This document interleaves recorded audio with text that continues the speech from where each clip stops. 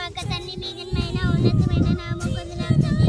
నచ్చిన కాలం మమ్మల్ని కాపాడని కొందనాలు తండ్రి.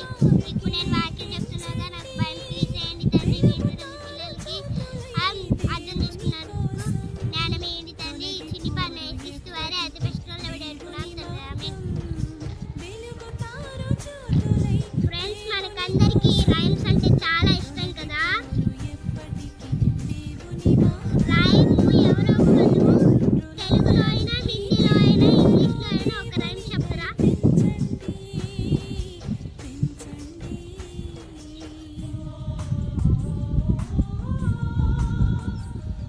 ఎవరైనా ఇంగ్లీష్లో అయినా తెలుగులో అయినా హిందీలో అయినా ఒక రైమ్ చెప్పండి.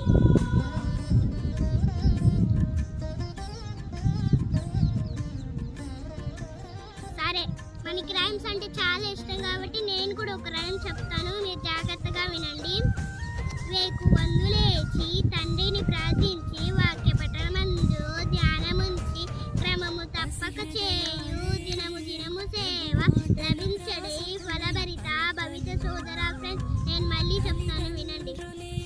వేకువన్ను లేచి తండ్రిని ప్రార్థించి వాక్య పఠనమందు ధ్యానముంచి క్రమం తప్పక చేయు దినము దినము సేవ లభించడి ఫలభరిత భవిత సోదర. ఫ్రెండ్స్ దీనికి భావం కూడా ఉంది ఫ్రెండ్స్.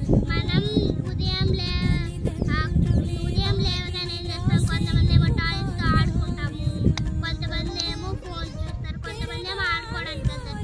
కానీ మనం ఉదయం లేవగానే ప్రార్థన చేసుకోవాలి. ఏమనంటే యేసయ్య రాత్రంతా కాపాడినందుకు వందనాలు అని ప్రార్థన చేసుకోవాలి. బైబిల్ కూడా చదువుకోవాలి.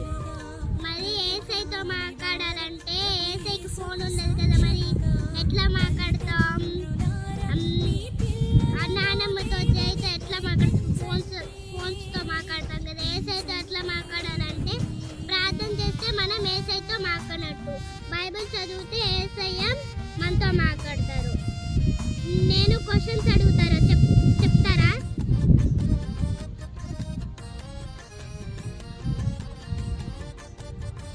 నేను క్వశ్చన్స్ అడుగుతారా చెప్తారా? చెప్తా. మరి ఆ యేసయ్యతో మాట్లాడాలంటే ఎట్లా ఎట్లా ఎట్లా మాట్లాడాలి? మరి యేసయ్య మనతో మాట్లాడాలంటే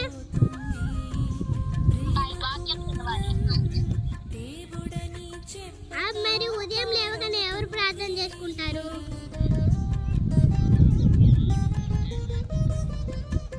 ఉదయం లేవగానే ఎవరు ప్రార్థన చేసుకుంటారు? సరే, ఉదయం లేవగానే మరి ఏం ప్రార్థన చేసుకుంటారు? రాత్రంతా కాపాడి మరో దినం